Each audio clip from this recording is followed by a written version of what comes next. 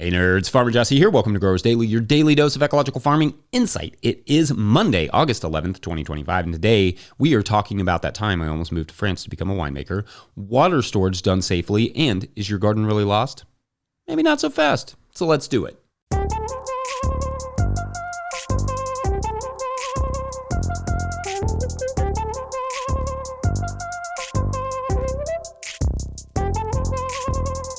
All right, I hope everyone's Monday is off to a nice start. I hope you all had lovely weekends. We had another hot weekend, but it was nice. The family is starting a bit of a tradition now of taking to some hiking trails in the area in Kentucky and did another one up in Frankfurt this weekend. I used to hike all of the time as a kid with my mom, so it's nice to kind of come full circle on that activity with my own kiddos. Also, I got another round of my pollinator melons juice, those being the melons that you have to grow to get seedless melons, but they themselves are full of a ridiculous amount of seeds, but also a ridiculous amount of juice. They're not quite as tasty as your average melon, but they make nice juice. So I'm going to keep rolling with that. And my winter is going to be quite tastier for that work. Also wanted to give a shout to Patreon member Joe Naaman Sessions for his suggestion on this week's 20-second videos. Joe says it's summer. Maybe we show some fails as well. Quote, how about a tour of that wreck of a tool shed? Got a weedy patch that you can't bring yourself to deal with? Ran over your irrigation line with your flail mower? Let's see some epic fails and be proud of them, because each and every one of us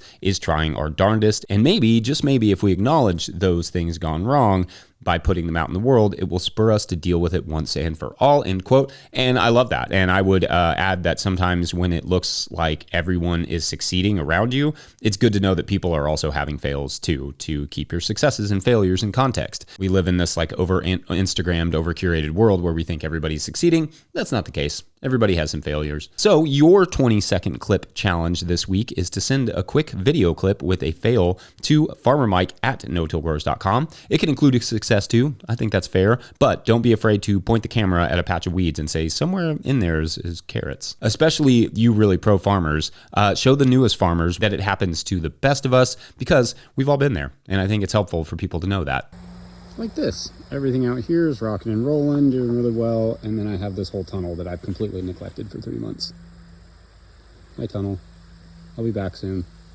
And last, because I can't help myself, there is an NTG Premier League Fantasy League group for you soccer nerds to join and play along with me this winter. I will link that in the show notes and send a Victor a hat or something. I mean, yeah, I could always use another hat. See what I did there? All right, so farming stuff. I was thumbing through the forum recently at no-tillgrowers.com, and I came across this great little thread over there on recovering a garden late in the summer for fall planting. I think it was from a user named Dilly Bars, so shouts to them. And they were trying to recover a garden late in the summer for fall planting. Like I'm sure happened to at least a few of you this year, their gardens had kind of been neglected, in this case by the previous owners for health reasons, and things that are not crops have taken over. It happens, but what can you do? What can be done about it? Well, you can go through that thread and they talk about how they handled it, but there is no one right way to tackle this issue. And the issue may in fact persist for several years in terms of any weed seeds being put down. But let's just take a generic overgrown garden and what some of the options are if that happens. First, if there are beds and such that were originally nicely shaped under those weeds, then it may be worth preserving those beds. I mean, if nothing else, the weeds can tell you that at least something can and has been grown there, which is, even if not the plants that you want, a good thing, because plants are generally good for enriching the soil. So if that's the case and you are good with the general layout of the garden and want to preserve that and not do a whole bunch more soil disturbance, then start with simply mowing it all down. Next, if you do typically want to or do utilize large black plastic tarps and there are still some warm weeks left in your season, you can either soak the area with water and then cover the residue with the tarps, or rake the residue into the pathways and soak the area and then cover it. The difference between raking off the residue and leaving it would be that the residue will make planting into that area harder later on if you were trying to reclaim it for any semblance of a fall garden. If you were not worried about using that area until the spring, then raking off the residue won't be necessary, and you can just leave it on the top of those beds and then tarp it until the spring if you wanted to, just to kind of get rid of as many weeds as you possibly can. You can also add a layer of compost over top after the tarping and then plant directly into it this fall if you have access to that much compost. Or if you don't want to go the plastic tarp route, mowing and then a heavy layer of mulch can do the trick, depending on what weeds we are talking about here. I might recommend, like a mulch paper put down, and then you cover that in a layer of compost or even a heavy layer of straw if you have that. Though straw will take longer to break down than the compost, which you can plant pretty much directly into, but that will just kind of block all the weeds that you need to block. Hay will bring in more weed seeds, and although there are uses for hay, do watch our mulch video first before using hay as a mulch or straw as a mulch or compost as a mulch. It's just not a bad idea to watch it no matter what. Also worth noting is that if it's incredibly overgrown, this garden space, and you are not in love with the layout anyway, it's okay to just look at it as a new piece of ground that is going to be formed into a garden for the very first time, because a lot of the same issues will be there to deal with. I talk a lot about preparing gardens and starting gardens in the Living Soil Handbook and throughout this channel, frankly, but you would essentially mow it down, get a soil test, add any compost or amendments that you might want or that are recommended, and then till those in, shape your beds, and then never have to till them again, so long as you keep up with the weeds. Indeed, sometimes that is the right way to start a garden, and it's the best way to get it off on the right foot. Like I often say, it's not one step back and 2 steps forward. It's 1 step back to never have to take another step back again. Anyway, read through that thread because there are lots of little tidbits that others have put in there. And don't forget to just always cruise over to that forum with your questions at no-tillgrowers.com. Let me know your thoughts or experiences reclaiming gardens. Some of you might be in the process now of doing such, in which case I smell a 20-second video that you should send to Farmer Mike at no-tillgrowers.com. Otherwise, up next, we're going to take a quick break. And when we come back, water storage. BRB. Front yard garden here in Mobile, Alabama, Zone 9A, where we're growing lots of winter squash, bush and pole lima beans, 3 types of okra, Murasaki sweet potatoes. The clay peas are absolutely killing it. We decided to also grow some tiger melons alongside wing beans. Today's episode is brought to you by Farmhand. We know it's peak season, you're busy, but the messages you send now are what drive renewals later. That's why Farmhand is offering free, instant access to their farmer-built newsletter builder. No demos, no setup fees, just drop your logo, upload your list, and start sending farm-branded emails that boost sales, engage members, and save you hours each week. Get free access today at farmhand.partners/no-till. That's farmhand.partners/no-till. All right, back to the show. If you, the listener, enjoying this podcast, getting even a small amount of value from it, consider supporting our work over at patreon.com/no-tillgrowers. I will try to get to questions from everywhere that questions come in, but I will always get to your Patreon questions. Now, today's Patreon question comes to us from Patreon member Sebastian Couper, who writes, quote, "Hello, fellow no-till growers. I'm extending my home garden this year from 20 to 60 meters squared. That would be 200 to 600 square feet. I could go a bit bigger, but I'm still learning a lot from your work in the Living Soil Handbook, so I don't need to rush it. Zone 7B in Northeast France. And just like a large amount of countries here in Europe, we are going through a pretty dry summer. Those drought episodes will inevitably become more frequent and more intense in the future. Sadly, the generated water stress is slowly killing a lot of native trees in Europe, but I guess it's the same for all of us. As I extend my garden, I will also have to extend my rainwater storage. The idea of having a big rainwater storage makes me a bit uncomfortable, as I don't know a lot about anaerobic bacteria, fungus, pathogens, parasites, etc., living 100% submerged. Could you elaborate on this subject? Are water filters even a necessity when it comes to rainwater? Appreciate all the hard work you do. Much love from France." End quote. All right, Sebastian, great question here, and sorry about the drought. What a bummer. I also saw there was massive wildfires in southern France recently, so hoping all of our French growers are good over there. Sorry that you all are going through that. This is brutal. All right, so in terms of water storage, some of what you need to do will depend on how you want to use the water. For instance, if you're just looking to use this for irrigation and it's going directly onto the soil and not being sprayed onto the plants, then you won't need any sort of purification system, really. I mean, it's not a bad idea just to reduce the potential for pathogens, but it's less necessary if it's going straight to the soil.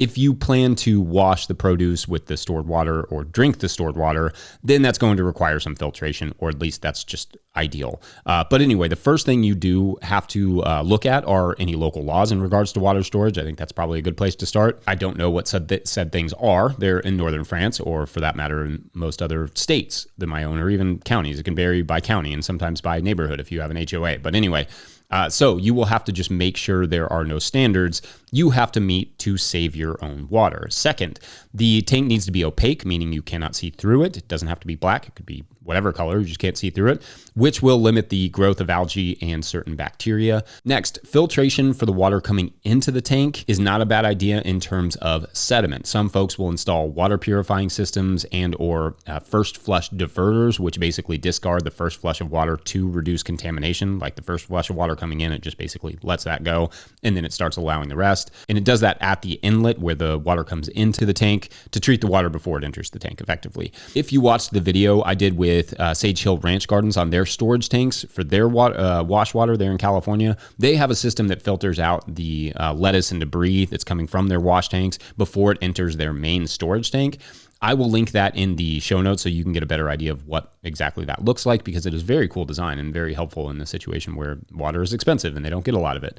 There are also very simple designs that essentially slow the water down as it comes into the tank and basically like drop the sediment, or also charcoal filters and sand filters as well that you can build yourself for relatively cheap. You will need to clean that tank out at least once a year, which is a good thing to do headed into the winter, because you don't want the tanks to be, to freeze and thus break. But you do want to clean those out just to keep any grime, muck from building up.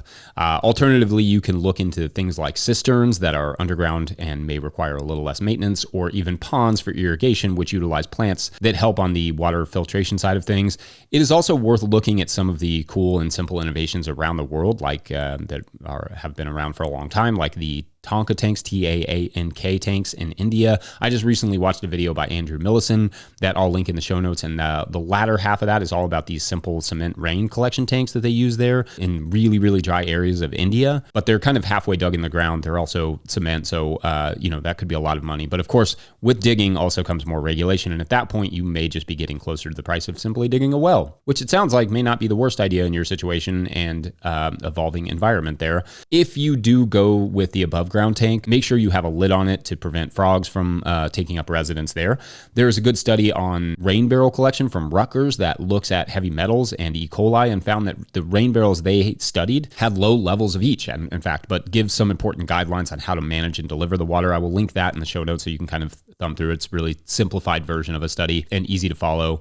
In short, most rainwater collection, if done in relatively airtight, opaque containers, will be fine for garden use so long as it does not directly touch the plants, or at least the edible parts of the plants, but also be working on long-term storage solutions for your property as well, such as a well, cisterns, ponds, or preferably a couple of those, whatever makes sense for you. Anyway, I hope there is something helpful in there, and I'm sure our commenters will add their experiences with rainwater collection in the show notes. What has worked for you all and what hasn't? Be good to hear about that. Otherwise, we're going to take a quick break, and when we come back, we will actually tell a story involving France in French, because pourquoi pas? Be right back. Hey nerds, this is Lee from North Carolina, first year market gardening. Here to issue a warning. If you read the Living Soil Handbook and listen to Farmer Jesse and the Growers Daily podcast, this is what happens. Be warned and take care, and happy growing, folks. Farmer Claire Coleman here from the Winter Growers Podcast. Did you know that I also founded Real Farmer Care, a nonprofit that supports farmer well-being? From my own experiences farming, I knew firsthand that this type of support was missing from ag, so I decided to do something about it. As of today, there are over 500 farmer recipients of a $100 self-care award, with more applying daily. If you'd like to help, each $100 donated supports one new farmer. Visit realfarmercare.com to donate and learn more. Again, that's realfarmercare.com. All right, as promised on Friday, it's story time. Almost 20 years ago now, I was working in wine retail in New York City, and although I liked the job and I loved the people I worked with, I also knew I didn't want to do it forever. At the same time, I was starting to visit winemakers, and as you will recall from another recent story time, I met a winemaker who was really eye-opening to me, Bertrand Gouthreau of Vouette and Sorbet in the Champagne region of France. Inspired by that meeting and meetings with other winemakers obsessed with their soils, I sort of decided that maybe I wanted to move to France and learn to be a grower and winemaker, or vigneron, as they say. So for about 3 years, I studied French at the Alliance Française in New York City in preparation to move to France and learn to make wine. Now, I did not learn a second language as a kid, not French, not Spanish, nothing. In high school, I took Latin, but honestly, mostly just because Latin club was the funnest club and the nerdiest of the clubs, but not because I was very good at Latin or ever really got good at Latin. I cannot, for the record, speak any Latin. So learning French later in life became quite a job, and I studied hard and worked hard at it so that I could one day keep up when I moved to France. But also, after a few years, I was debating how much I actually wanted to live in France. It was going to be complicated to get the visa. It was going to be difficult to learn as much as I wanted to, not being a native speaker. My mental health at the time, honestly, was probably the biggest factor because it was pretty suboptimal, if I'm putting it kindly. And I frankly just kind of missed my home state of Kentucky. And then one day I was at a party hosted by a wine importer I knew, shouts to Jenny and Francois, talking to an innovative American winemaker named Tony Couturi, who just somewhat offhandedly happened to say, it doesn't have to be grapes. You could make wine out of pretty much anything. And it just kind of clicked that I didn't have to move to France to learn to make wine. I could move back to Kentucky, get a job on a farm, and learn to make wine on my own out of whatever fruits I could grow. And so that's what I did. Sort of. I applied for an internship on a farm, Bug Tussle Farm, and that first year got a few books on fermentation, shouts to Sandra Katz, and my mentors even helped me to learn to make various fruit wines from things like wild blackberries and wild persimmons that were outstanding wines, to be honest. And I also learned to make wines from a few other things like pawpaws that were admittedly less outstanding due, I believe, to their lack of citric acid, but that's for a different story. Ultimately, I never moved to France, and also never started the fruit winery I thought it would, and part of that, I believe, is because I also knew somewhere in the back of my mind that I would one day quit drinking. So I'm kind of glad I didn't go that route. It would be quite awkward now. Awkward. So even though I never use the French I learned, really, save for the occasional pronunciation of a name or word, and my skills with it are largely gone. Like I struggle to follow a basic French conversation anymore these days because there's not a lot of French spoken here in rural Kentucky. But I have absolutely no regrets about any of that. I think back to the various conversations I got to have with so many different French winemakers that helped me understand their enthusiasm for the soil, the climate, the terroir, as they say. It basically helped plant the farming bug in me. So anyway, even though I don't really use my French now, I still highly recommend learning a new language. It can not only give you new insights into new cultures and challenge your brain, but it could very well change your entire life, like it did mine. So that's fun. Anyway, I think I'm going to wrap it there. How has a second or possibly third language changed your world? I'd love to hear. Who knows? Maybe my French will come in handy one day if we ever get a chance to start No-Till Growers Europe. Un petit rêve. Otherwise, Later Days Monday. Don't forget, No-Till Growers is now officially a nonprofit 501c3, so donations are tax deductible and greatly appreciated. You can learn about how to do that in the show notes. Please make sure to like and subscribe and or follow wherever you're getting this podcast. That's an easy way to help us out. Enormous thank you to all of our show sponsors. And if you'd ever like to sponsor the show, you can reach out to Farmer Michelle at notillgrowers.com. Huge shouts to Willie Breeding for the theme music and Mike Hilbert for the production help and editing. Also, shouts to Epidemic Sound for the background music that you can hear. Pick up a hat, got my corduroy on today, or a copy of the Living Soil Handbook at notillgrowers.com to support our work. Big thank you to everyone over at patreon.com/notillgrowers, where at a certain level, or if you just bump up from one level to another, or you sign up in the month of August, you get a shout out on the show. So big shout outs today to Lisa Burton, Barry Kaufman, and Dylan Howell. Awesome, you all. Thank you. All right, so let's kick off this week's story. Let's make it about, I think we should make a story about a plumber. Not enough stories about plumbers, and definitely not enough stories about plumbers like this one. Zeke, the plumber, got into plumbing for one reason and one reason only: money. When Zeke was young, Zeke's mom had hired a plumber, and the man was at their house for a very short time fixing a clog, and when he left, Zeke saw his mom hand that guy a wad of cash like he'd never seen before. Zeke thought, people pay you to pull hair out of a drain? So anyway, Zeke never wanted to be anything else but a plumber. Zeke started apprenticing at a young age, and by the time Zeke was 18, was working full-time as a plumber and making thousands of dollars a week and loving it, frankly, pulling hair for money. And of course, fixing pipes and all the other complicated stuff. But anyway, one day, Zeke got a call from a new and mysterious client at a local science lab, and that is for tomorrow on the Pipe Piper. I like that one. All right. Thanks for watching and or listening. We will see you then. Bye.